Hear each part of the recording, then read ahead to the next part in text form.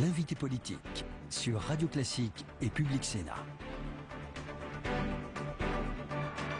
Bonjour Jean-Louis Borloo. Bonjour. Vous disiez tout à l'heure à Guillaume Tabar en l'écoutant avec attention que vous étiez estomaqué par ce qui s'est passé hier. Pourquoi?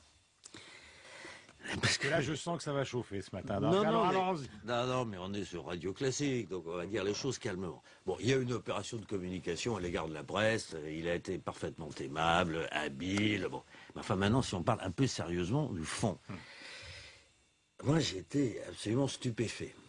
C'est le premier chef d'État en exercice qui dit, 1, je vous préviens, il y a du chômage depuis que je suis là, et 2, je vous informe que ça va continuer. Et 3, je vous informe... On n'a pas tout essayé, mais ça va continuer. Non, et je vous informe que je compte ne prendre aucune mesure d'aucune sorte. Rien jusqu'à 2014. Il parle de compétitivité. Non, mais attendez, aucune mesure d'aucune sorte.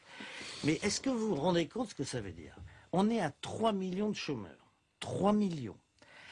On a assassiné tous les secteurs d'activité créateurs d'emplois.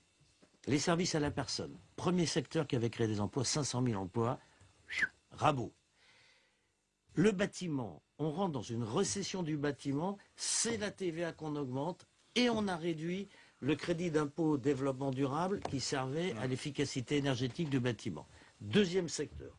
Troisième secteur, la baisse des charges. Il n'y aura pas de baisse des charges. Vous dites même ce matin dans le Parisien, c'est faux. Mais c'est faux, c'est faux. Il n'y a pas de baisse des charges, il y a un crédit d'impôt pour 2014, 2015, 2016, avec une machine à gaz invraisemblable, parce que qui dit crédit d'impôt, c'est envoyer un papier à Bercy, aux services fiscaux, pour avoir le crédit d'impôt. Infaisable pour les PME. Infaisable. Et pas le 1er janvier 2013. Mais à quoi servent les observateurs donc rien ne tombe grâce à vos yeux. Non mais attendez, non mais je sais pas. Il n'y a aucune mesure annoncée hier. Mais attendez, ou vous dites que ce que je dis n'est pas juste, ou vous dites que c'est juste. Bon, c'est stupéfiant. La dernière fois qu'on a eu 10% de chômeurs et 3 millions de chômeurs en France, c'était en 2005. Chirac a battu le rappel à mort, il a changé son gouvernement, on a lancé des plans de service à la personne, le logement, l'apprentissage, la réception de demandeurs d'emploi. Pendant 10 mois. 1 million, non, on a baissé d'1 million. Oui, pendant 10 mois. Non, pendant 24 mois, ça a baissé. 24. On est passé de 19 à 2. Mais peu importe, il faut peut-être faire autre chose. Moi, ce qui m'affole, c'est l'espèce de peu de sérieux professionnel dans les commentaires. Je suis étonné. On est face à un président qui avait 3 axes de campagne. Quoi qu'il arrive, non à la TVA. Le référendum sur le vote des étrangers. Et le 3e, c'était quoi encore? La jeunesse. La jeunesse, les emplois d'avenir. La jeunesse, oui, la jeunesse. Alors, sur la jeunesse, pour l'instant, j'ai rien vu dire. Et il y avait un 3e... Ah si, le formidable ratification du « jamais je ne ratifierai, je renégocierai le traité européen ». On a un président... Alors là, vous êtes en train de nous définir ce matin une sorte de renégat, quoi. Un aimable renégat ou... Pas un aimable... Et je rajoute, le candidat, enfin le président, qui a pris les mesures les plus antisociales que je connaisse depuis que la fonction existe. Les heures supplémentaires. Non mais attends, il faut quand même aller le faire. Aller taper les 9 millions de salariés du public et du privé sur les heures supplémentaires. Ça, c'est quand même un exploit. Le forfait sur l'intéressement, et ça concerne 9 millions de salariés. Le forfait sur l'intéressement et la participation. Fondement français, on passe de 8 à 20%. Mais alors... Et la TVA, où est-ce qu'elle augmente de manière massive? C'est sur les artisans et les commerçants, c'est-à-dire là où il n'y a aucun risque de délocalisation, aucun, et on ne touche pas les importations. Moi, je me dis, vous allez voir qu'on va rentrer en récession.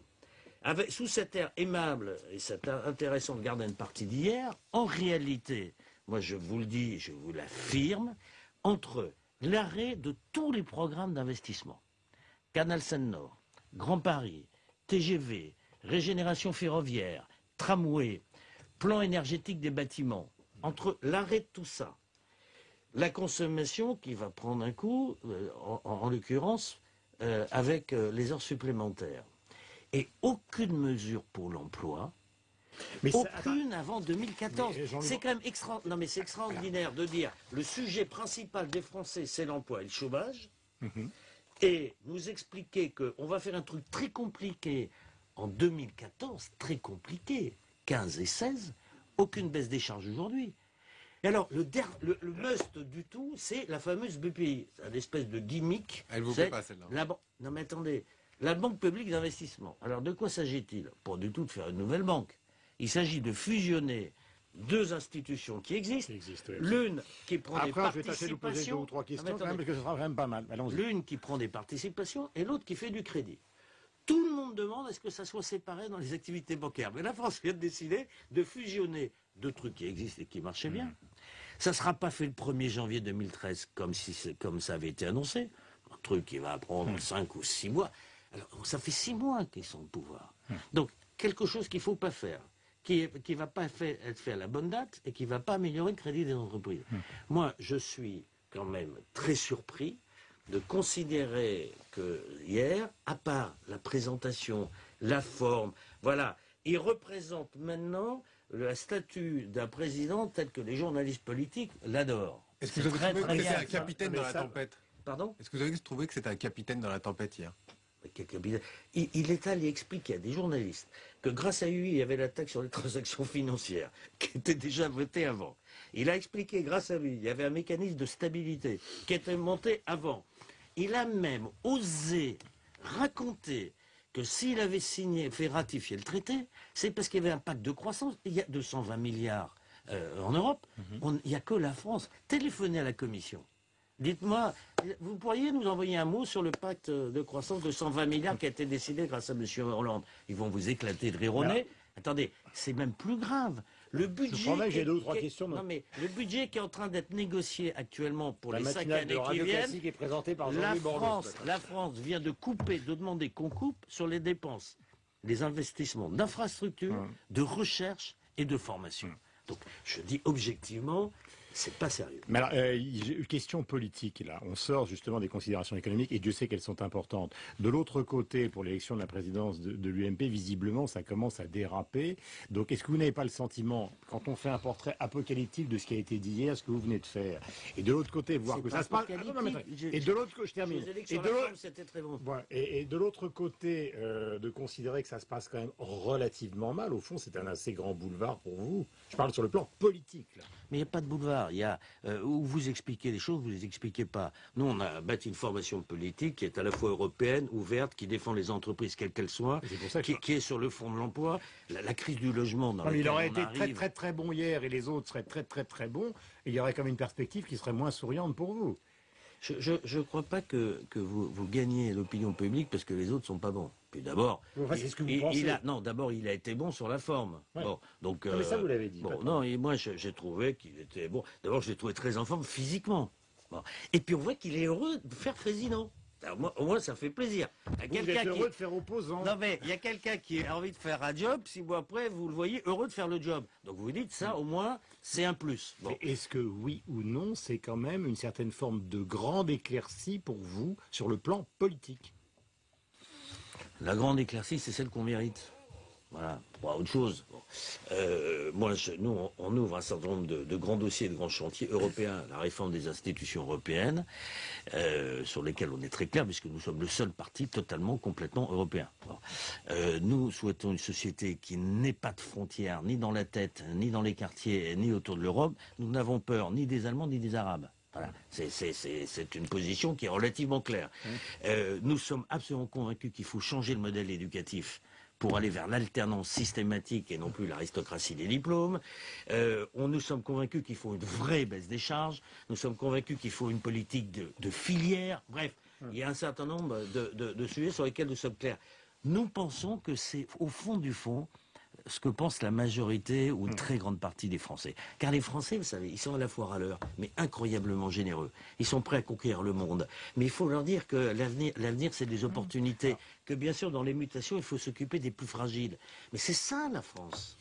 Question concernant justement, puisque vous avez dit tout à l'heure, on n'a pas peur ni des Arabes ni des Allemands. C'est vrai que il y a encore eu hier un grand papier de Patrick Buisson qui était dans le Figaro, une interview, revenant sur cette idée qu'il y a une sorte de Français malheureux dans la situation d'aujourd'hui. Et de l'autre côté, vous avez François Baroin qui dit cette stratégie consiste à privilégier le mâle blanc est une erreur politique qui nous a fait perdre toutes les dernières élections. Qu'est-ce que vous pensez de cette situation? Parce qu'on se retrouve quand même dans l'opposition avec en plus Nicolas Sarkozy qui n'est pas là, mais qui visiblement pèse sur la présidence de l'UMP et sur l'avenir de l'opposition que vous représentez aussi. Alors, d'abord, je voudrais tordre le cou à une espèce de facilité de langage. L'intégration républicaine, depuis 10 ans, a fait des progrès considérables. Considérables. La diversité des talents est parfaitement reconnue aujourd'hui dans la société. C'est vrai dans votre métier, c'est vrai dans le cinéma, c'est vrai dans la banque, c'est vrai dans les technologies. Il faut voir, moi je me souviens, il y a 10 ans, ministre, on faisait talent des cités pour trouver une dame qui avait 3 frites dans le quartier. Aujourd'hui, les talents ils pullulent complètement. Il y a des micro-problèmes, un peu de radicalité, ouais, un peu de salafisme. Le chocolat, c'est une erreur totale. Non mais je ne veux pas commenter parce qu'ils sont dans une période électorale au sein de l'UMP. C'est leur affaire. Vous venez de le faire. Non, je dis que de manière générale, je lis à longueur de journée qu'il y a des problèmes d'intégration de pays. Ce n'est pas vrai. Les progrès de l'intégration en France, depuis 10 ans, sont stupéfiants et c'est une très bonne nouvelle pour nous. Jean-Louis Borloo, je voudrais revenir une seconde sur les annonces hier de François Hollande, notamment sur le droit de vote des étrangers aux élections locales. Il cherche toujours une majorité des 3/5, visiblement très difficile. Il vous tend la main. Est-ce que, selon vous, ce projet est enterré ou est-ce que vous allez lui rendre cette main tendue? Il est extraordinaire, François Hollande. Il fait une campagne en disant, comme pour le traité européen, comme pour la TVA, moi je le ferai ou par le Parlement ou par référendum. Référendum, c'est fini. Alors, il dit, vous n'avez pas de majorité. Si j'ai pas de majorité, normalement c'est le référendum. Hein. C'est bien ça qu'on avait compris. Non, je ferai pas le référendum non plus. Voilà. Mais il vous tend la main. Alors qu'est-ce que vous faites? Mais attendez, qu'il assume ses responsabilités. Il a dit qu'il ferait un référendum. Qu'il fasse son référendum. Question, est-ce que vous irez... C'est quand même extravagant cette histoire. Question personnelle encore. Est-ce que la mairie de Paris vous intéresse? Répondez, je vous en conjure. Vous êtes gentil, mais comme je ne suis pas dans le cabinet d'un juge d'instruction, je même dans un commissariat de police. Absolument. Je bâtis... très engageant. Non, j'ai rien dit de tout ça. Non, moi je pose la question. Attendez, non. Moi, je bâtis l'UDI. Faire une formation politique capable de gouverner. D'abord, il faut se préparer. De plein exercice. C'est un énorme travail. Pour l'instant, c'est mon agenda. Voilà, c'est mon agenda. Ensuite, l'année prochaine, on regardera. Nous voulons reconquérir Strasbourg, nous voulons être largement en tête des européennes, nous voulons reconquérir Toulouse, Amiens, Angers, Tours et Paris. Mais ni plus ni moins que les autres villes. Pour l'instant, je bâtis cette formation. Si je vous avais dit il y a 6 mois qu'on ferait tout ça, vous ne m'auriez pas cru. Mais ça demande un travail de bénédictin. Est-ce qu'il faut un seul et même candidat de droite et du centre-droit? La question est différente. On verra, cher ami, on verra. Il y a des endroits, tout le Grand Ouest, tout le Sud-Ouest, une partie du Nord-Pas-de-Calais et les Parisiens, c'est clairement... Si une formation peut reconquérir, c'est plutôt l'UDI. Voilà, c'est ça ce que nous croyons. Et d'ailleurs, c'est ce que pense une partie de nos amis de l'UMP. Alors justement, c'est la grande dernière question que je vais vous poser. On a le sentiment, en vous écoutant ce matin, que vous êtes le principal opposant structuré finalement au pouvoir de la gauche en France, tandis qu'à droite, ils sont perdus dans des querelles de rivalité et avec l'ombre de Nicolas Sarkozy caché dans un placard. En fond, j'essaie de résumer votre situation. Est-ce que c'est aussi le diagnostic que vous faites? Alors, d'abord... Je simplifie, je caricature. Vous avez raison, non mais qui s'engueule un peu au période électorale, rien que de très normal, franchement. Et qui ne parlent pas du fond pendant ce temps-là, et qui parlent à leurs militants, on peut quand même leur passer ça. Non. Ce qui me paraît plus inquiétant, c'est le point suivant. On voit bien le logiciel politique du Front National. Des frontières partout. Je vais prévenir nos amis de Public Sénat qu'on va déborder un tout petit peu. Voilà. On voit bien la nôtre. L'ouverture surtout. Les Européens, internationaux, croyant à l'avenir, pas de lignes Maginot dans les quartiers, tendant la main à tout le monde. On voit bien 2 logiciels politiques. La question qui est posée à l'UMP, c'est quel est son logiciel politique? Sont-ils pro ou anti-européens? Pensent-ils que l'intégration est l'outil principal ou au contraire, pas du tout? La vraie question qui va leur être posée, et moi j'ai besoin de savoir, au fond, non pas qui est le président, mais ce que pense, quelle est l'idéologie réelle de ce partenaire loyal que nous souhaitons avoir. C'est ça notre préoccupation. Et ça, pour l'instant, j'ai pas de réponse, mais j'espère qu'on aura des réponses dans les mois qui viennent. Merci beaucoup, Jean-Louis Borloo, d'être venu nous voir ce matin sur l'antenne de Radio Classique et du Public Sénat. Michael, merci beaucoup. Bonne journée, à demain. On se retrouve demain et pardon donc...